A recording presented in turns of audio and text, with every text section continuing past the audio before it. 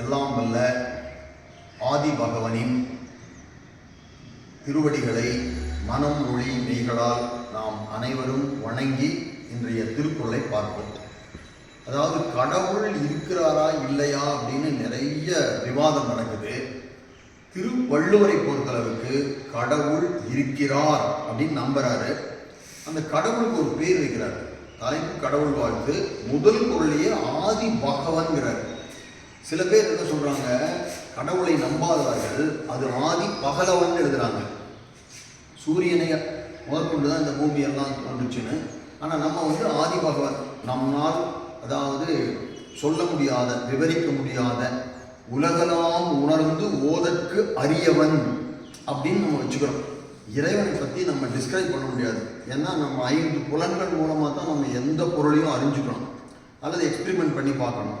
இறைவன்கிட்ட போய் எக்ஸ்பிரிமெண்ட் பண்ணி பார்க்க முடியாது. சொல்கிறத நம்பிக்கிறோம். அதை ஆதி பகவன் வச்சுட்டு நம்ம திருக்குறளை தொடங்கணும்.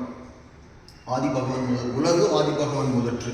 அந்த மாதிரி ஆதி பகவன் ஆணா பெண்ணா, ஆணல்லன் பெண்ணல்லன் அரியல்லன் அப்படின்லாம் பாடுறாங்க. ஏதோ ஒன்று ஆதி பகவன். அந்த ஆதி பகவன் திருவடிகளை மனம் மொழி மெய்களால் வணங்கி தொடங்கலாம். இப்போ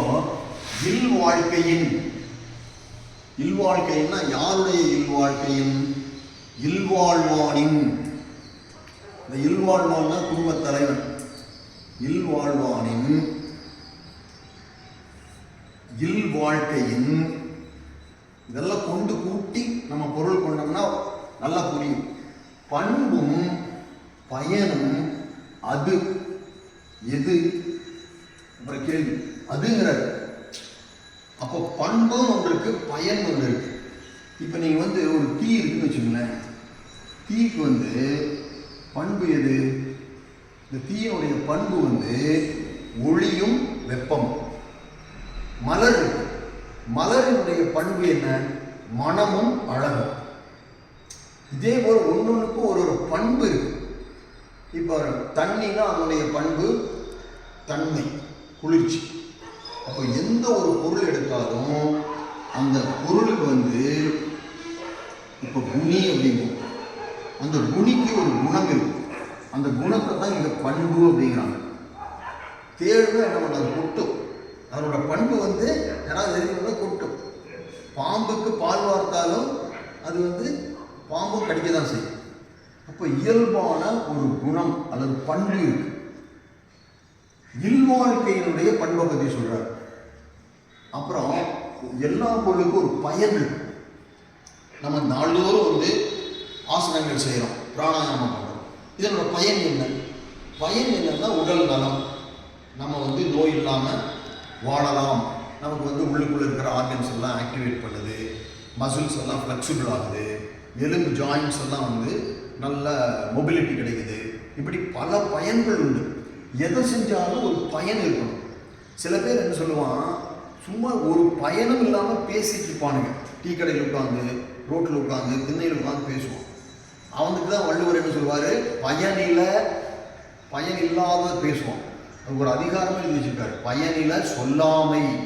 நீங்கள் ஏதாவது சொன்னீங்கன்னா அது பயனுள்ள சொற்களாக பேசணும். அதே போல் எல்லாருக்கும் ஒரு பயன் இருக்கு.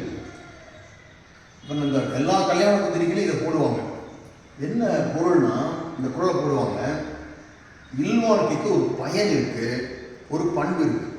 பண்பு என்னன்னா அன்பு.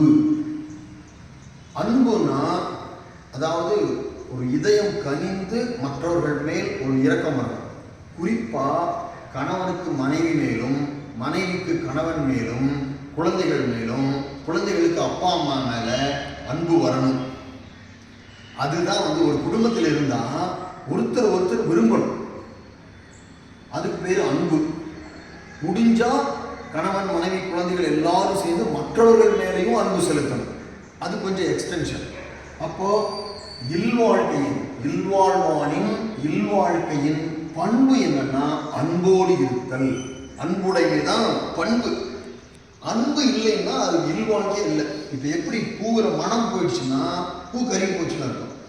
பூவில் நெருப்பில் வெப்பம் போயிடுச்சுன்னா நெருப்பு அழிஞ்சு போச்சுன்னு அர்த்தம். வெப்பமே இல்லைன்னா என்ன அர்த்தம்? அது ஆஃப் ஆயிடுச்சு, சூடே வரல. அந்த மாதிரி குடும்ப வாழ்க்கையில் அன்பு இல்லை என்றால் அது குடும்ப வாழ்க்கையே அல்ல, பேருக்கு. அடுத்தது பயன் என்னன்னா அரண். அரண் என்னன்னா கணவன் மனைவி குழந்தைகள் எல்லாரும் சேர்ந்து விதிக்கப்பட்ட நெறிகளை பின்பற்ற வேண்டும், ஒதுக்கப்பட்டவைகளை பின்பற்றாது ஒழிய வேண்டும். அப்ப செய்தக்க செய்யணும், செய்தக்க அல்ல செய்யக்கூடாது, அப்படி அறவழியில் செய்யணும். இல்லறத்திலிருந்து செய்யறது என்ன அறம் அப்படின்னா, முன்னத்து குறள் எல்லாம் படித்தோம். துறந்தார்க்கும் துவாதவர்க்கும் இறந்தார்க்கும் தென்புலத்தார் தெய்வம் விருந்து ஒக்கல் தான் என்று ஐம்புலத்தாறு ஓம்பல் தலையாய அறம்னு முன்னாடி சொல்லிட்டார். அந்த அறத்தை பின்பற்றணும் இல்வாழ்க்கையில் இருப்பவர்கள். அப்படி இருந்தா அதுதான் அந்த கல்யாணம் பண்ணி குடும்பம் நடத்துறதனுடைய பயன். என்னன்னா ஓம்புதல், மற்றவர்கள் எல்லாம் பெண்குலத்தார் தெய்வம் விருந்து ஒக்கள் இப்படி எல்லாம் நீங்க அவங்களை ஆதரித்தால் அந்த குடும்பத்துக்கு இல்வாழ்க்கையோட பயன் இருக்கு. அது உடைத்தாயின் அப்படின்னு போட்டாருன்னா என்ன அர்த்தம்னா பொதுவாக இருக்காது. பெரும்பாலான குடும்பங்களில் அந்த அன்பும் அறனும் இல்லை. அப்ப நல்ல குடும்ப வாழ்க்கை வாழணும் அப்படின்னா இது இருக்கணும். உடைத்தாயின் அப்படின்னு இருக்கு. தினமும் யோகா பண்ணிட்டு ஆசனம் பண்ணிட்டு இருந்தா நல்ல ஆரோக்கியமா இருக்கலாம் இருந்தால். ஆனா நிறைய பேர் வகுப்புக்கு வரமாட்டேங்கிறாங்க. 10 பேர் 6 பேர் 5 பேர் தான் வராங்க. அப்படின்னா என்ன அர்த்தம்னா அது இயற்கையாக அப்படி அமையாது. ஒரு சிலருக்கு தான் முடியும். அப்படின்னா அது சிறப்பான குடும்ப வாழ்க்கை. ஆயின் அப்படின்னு கொடுத்துக்கிறார். இஃப் கண்டிஷன், இஃப் ஓகே அன்பும் அறனும் is there in the family life, then அதுதான் பண்பும் பயனும். அப்ப அந்த அதுங்கிறது எதுன்னா இந்த கேள்விக்கு பதில் இல்வாழ்வானின் இல்வாழ்க்கையில் அன்பும் அறனும் உடைத்தாதல். அப்படி இருந்தால் மட்டும்தான் அது அந்த இல்வாழ்க்கையின் பண்பும் பயனும். இது இல்லைன்னா அந்த இல்வாழ்க்கையில பண்பும் இல்லை பயனும் இல்லை என்று சொல்லி முடிக்கிறோம். நன்றி.